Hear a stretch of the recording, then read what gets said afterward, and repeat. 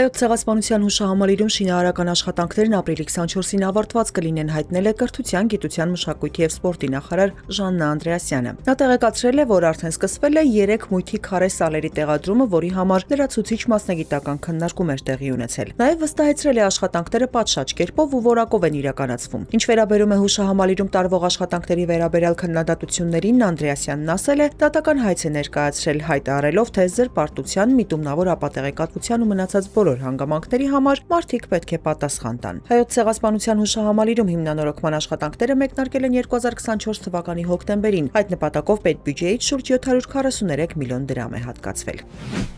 2025 թվականի ընթացքում պետեկամուտների կոմիտեն նախորդող տարվա համեմատ 14%-ով ավելի հարկեր եւ տուրքեր է հավաքագրել։ Կոմիտեից նշում են, որ 2025-ի ընթացքում պետբյուջեն փոխանցել 2 տրիլիոն 725 միլիարդ դրամ հարկային եկամուտներ ու պետական տուրքեր։ Միաժամանակ ըստ ՊԵԿ-ի հարկերի եւ տուրքերի փաստացի մուտքը գերազանցել է նաեւ 2026-ից 28 թվականների պետական միջնաժամկետ ծախսերի ծրագրում եւ 2026-ի բյուջետային բացատրագրում արտացոլված 2025 թվականի համար կանխատեսվող ցուցանիշները։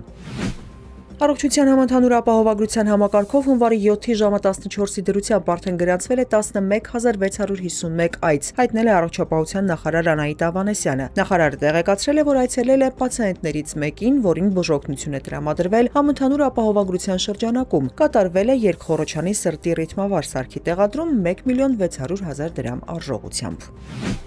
Թեհրանի ու Վաշինգտոնի բանակցությունների վերսկսման համար առայժմ հարմար պայմաններ չկան, հայտարարել է Իրանի արտաքին գործերի նախարար Աբբաս Արաղչին։ Պատճառը ըստ նրա ամերիկյան քաղաքականությունն է։ Արաղչին հավելել է, Իրանը երբեք չի հրաժարվել Միացյալ Նահանգների հետ երկխոսությունից, բայց այն պետք է վարել հարգանքով ու փոխադարձ շահերը հաշվի առնելով, ինչին Սպիտակ տունը ներկայում չի ձգտում։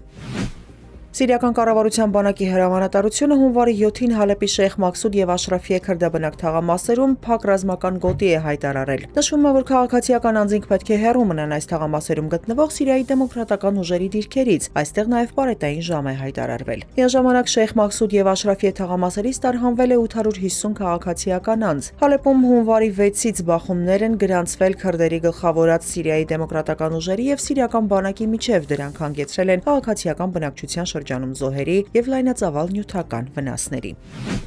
Արևմտյան Եվրոպայում ձյան առատտեղումների եւ մերկասառույցի պատճառով հարյուրավոր թռիչքներ են չեղարկվել, ճանապարհներ են արգելափակվել, գնացքների երթևեկությունը դադարեցվել է։ Փարիզում առատտեղումներ են գրանցվել այսօր առավոտյան, Մեծ Բրիտանիայի հարավում ավելի շատ տեղումներ են սպասվում հունվարի 8-ին եւ 9-ին։ Միաժամանակ Ամստերդամի օդանավակայանում ավելի քան 600 չվերթ է չեղարկվել։ Ֆրանսիայի քաղաքացիական ավիացիայի վարչությունն էլ ավիաընկերություններին խնդրել է կրճատել Փարիզի Շարլ դե Գոլ օդանավակայանում չվերթների 40%-ը, Օրլի օդանավակայանում 25%-ը։ Բրյուսելում նույնպես բազմաթիվ չվերթներ չեղարկվելու հետաձգվել են։ Հունվարի 6-ին Եվրոպայում եղանակային վատ պայմանների պատճառով տեղի ունեցած միջադեպերը 6 մարդու կյանք են խլել։